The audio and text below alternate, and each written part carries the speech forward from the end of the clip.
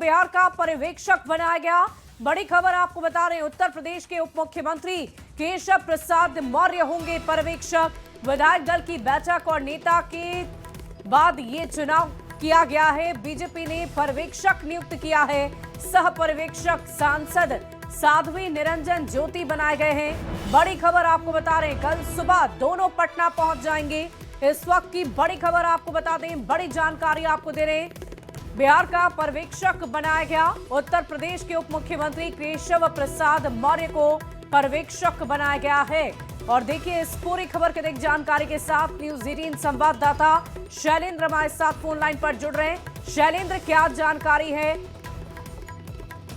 बिल्कुल, देखिए, जब भी बीजेपी में नेता का चुनाव होता है उसके लिए पर्यवेक्षक की नियुक्ति की जाती है। और जो केंद्रीय संसदीय बोर्ड है बीजेपी का, उसने 3 लोगों के नाम का चयन किया है, जिसमें केशव प्रसाद मौर्य है जो कि पर्यवेक्षक है। साथ ही साथ जो केंद्रीय मंत्री हैं अर्जुन राम मेघवाल और निरंजन ज्योति, इन दोनों को सह पर्यवेक्षक नियुक्त किया गया है। और कल जो विधायक दल की बैठक होगी, उस बैठक में जो नेता का चयन होगा वो इन्हीं के देखरेख में और जो भी नियम के अनुसार जो कार्रवाई की जाती है वो होगी। और इसके लिए जो पर्यवेक्षक की नियुक्ति होती है वो बीजेपी ने कर दी है। और केशव प्रसाद मौर्य को एक बड़ी जिम्मेवारी दी है, क्योंकि बिहार में नेता का चयन होना है। विधानमंडल दल की बैठक होगी और उस बैठक में सबसे पहले तमाम चीजों की रणनीति बनेगी। और साथ ही साथ किसी एक चेहरे पर जो एक विधायक होंगे उनके नाम पर मुहर लगनी है। इन तमाम चीजों को ठीक ढंग से करने के लिए पर्यवेक्षक की नियुक्ति की गई है, जिसमें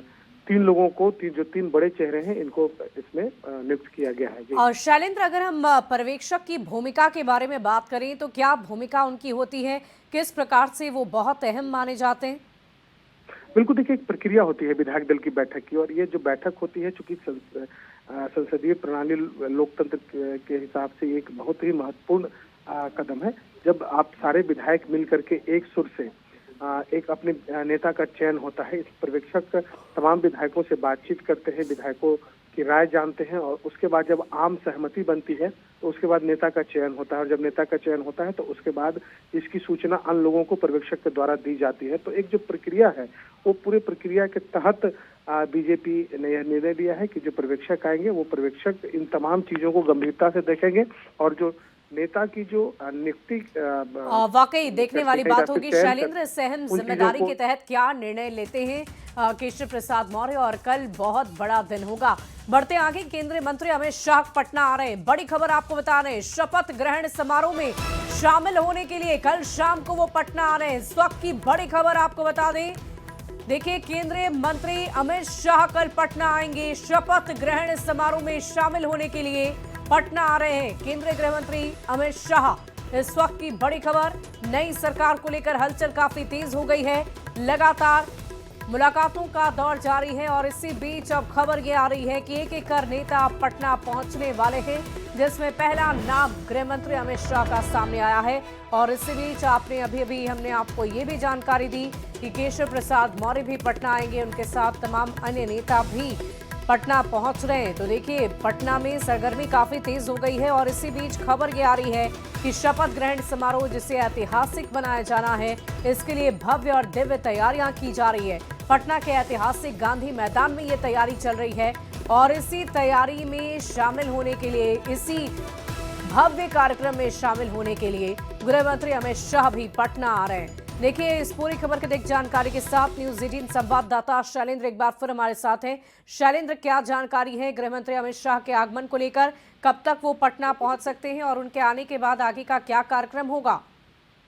बिल्कुल, देखिए, पूरे विधानसभा चुनाव को हम देखें तो अमित शाह की भूमिका काफी महत्वपूर्ण रही है।